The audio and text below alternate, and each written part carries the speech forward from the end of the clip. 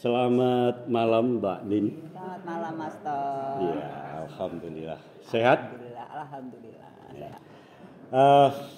Kawan-kawan semuanya, ketemu lagi di acara ngobrol Ngisor Belincong Teater Lingkar. Jangan lupa subscribe dan kasih jempol. Mbak Nin, saya sudah lama tidak ketemu karo panjenengan. Tapi aku rasanya ketemu terus loh Mas. Oh, berarti ada benang merah antara kita berdua ya. Selalu. Saya melihat panjenengan ini dari dulu sampai sekarang hampir tidak ada beda. Padahal usia pasti bertambah. Berarti Mas, awet tua. Awet tua atau awet enam atau apa saya nggak ngerti. Tapi yang jelas apa? Awet kentir ya. Tapi meskipun kentir kata Mas Prih tadi, Anda adalah seorang wanita yang cerdas. Saya lihat dari katuranggan panjenengan ini orang-orang yang mempunyai kecerdasan ekstra. Amin, alhamdulillah. Panjenengan masuk ke teater Lingkar itu bermain dalam naskah apa?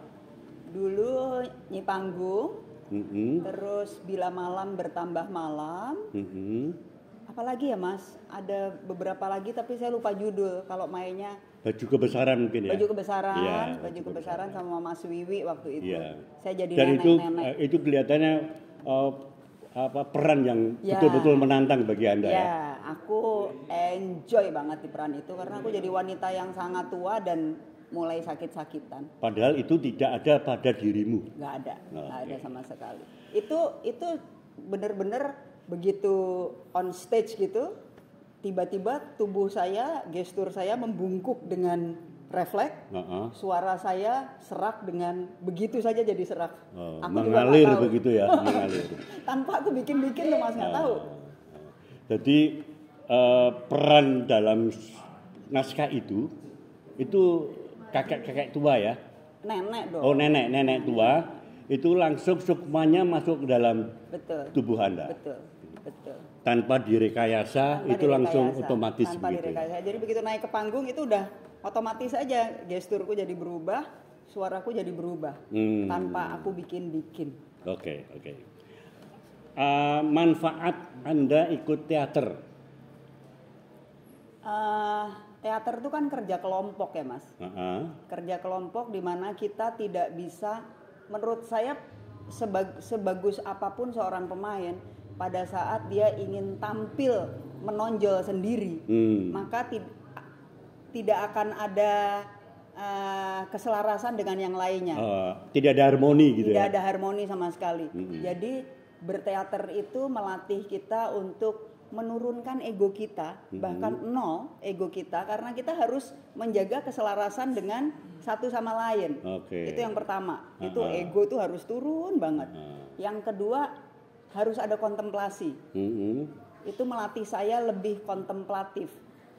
Karena kayak tadi, pada saat saya memainkan peran itu, kalau kontemplasi saya sebelumnya tidak cukup, saya tidak menghayati bahwa diri saya pada saat di panggung adalah bukan Nin, maka gestur itu tidak akan alami, akan alami gitu.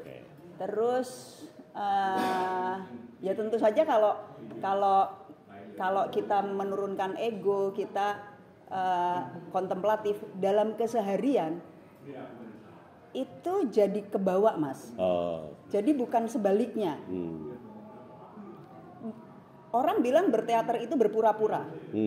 Pada awalnya mungkin iya, tetapi ketika kita kontemplasi dan melakukan kontemplasi itu secara terus-menerus dan on di panggung, dalam keseharian kita jadi pribadi yang lebih kontemplatif dan lebih tidak egois.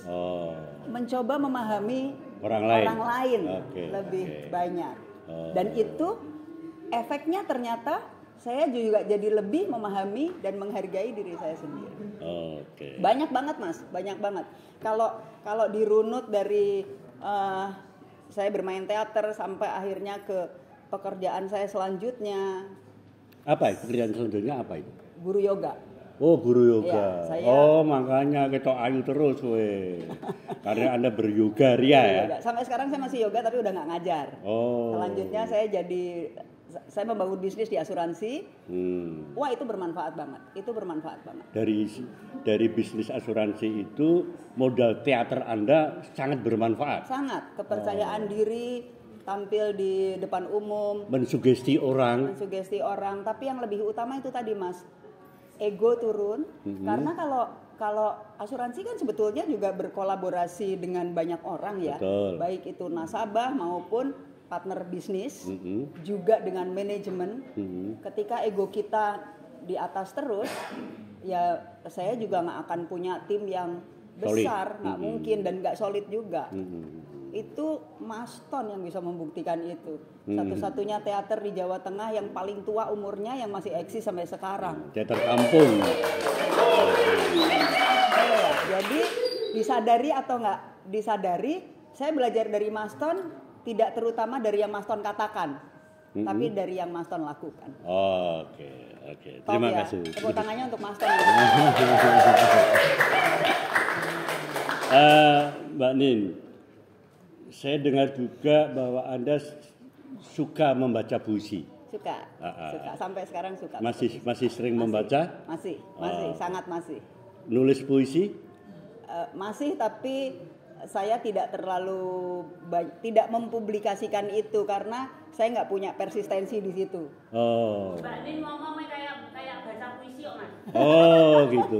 Nah, dulu aku sering banget tuh, Mas Ton kalau pas aku tampil di panggung teater, oh Joko ya maca puisi gitu katanya. Padahal sehari-hari kayak gitu.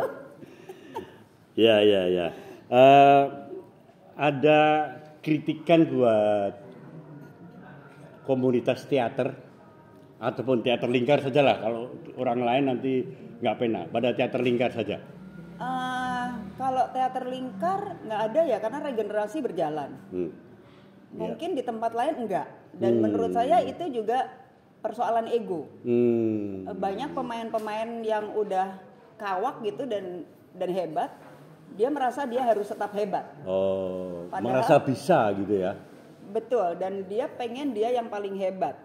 Itu justru melemahkan sebuah kelompok teater sebetulnya. Pada saat kemampuan dia tidak bisa diduplikasi oleh generasi selanjutnya, ya pasti akan mati. Dia akan kehilangan pemain-pemain baru. Ya, berarti itu adalah sebuah kegagalan ya. Kegagalan. Sama, kalau saya kaitkan dengan bisnis saya juga begitu.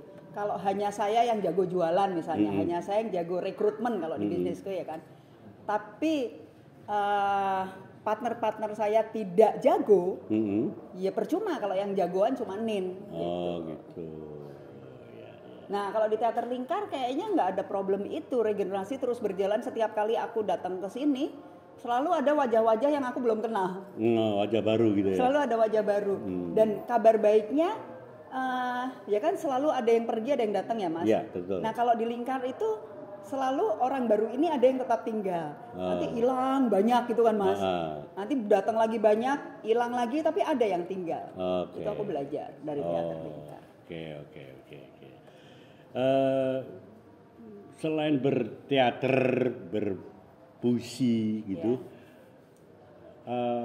puisi siapa yang menurut sampean itu balung sumsum karo awakmu? Saya banyak dipengaruhi oleh banyak penyair. Mas Ton tahu persis, saya dari SD gitu kan udah berpuisi dan berteman dengan penyair-penyair tua untuk ukuran saya yang masih SD waktu itu. Kalau dari Semarang ada Mas Timur, yang sekarang tinggal di Jogja Mas Sito, terus MH Ainun Najib. Tapi mungkin saya banyak dipengaruhi oleh puisi-puisi Timur Suprabana dan Sito Srengenge. Karena memang dulu tuh rumah saya kayak markas seniman juga. Walaupun nggak ada seniman di situ, aku cuma pemain. Iya. Tapi kayak markas gitu juga. Jadi tempat kumpul gitu ya. Iya. Jadi saya sangat dipengaruhi oleh itu. Beberapa puisi mereka bahkan di luar kepala saya masih ingat. Gitu. Mas Timur dan Mas Sito itu. Mas Timur dan Mas Ada yang lain mungkin? Yang putri begitu, wanita. Yang putri saya mengenalnya justru belakangan, dan sayangnya waktu saya mengenalnya belakangan dia jauh di negeri jauh di Belgia. Oh. Gitu. Nanti tak kenalin Mas, salah Oke. ya. Iya. Oke. Matur nuwun Mbak Nin. Mudah-mudahan bermanfaat dan kita selalu diberi kekuatan dalam arti kata sehat walafiat. Amin. Barokah karena Allah. Amin. Saya yang matur nuwun Mas To. Ya. Kawan-kawan, demikian obrolan saya dengan Mbak Nin Kasom biasa dikenal. Sampai ketemu pada kesempatan yang akan datang. Terima kasih, matur nuwun. Selamat malam.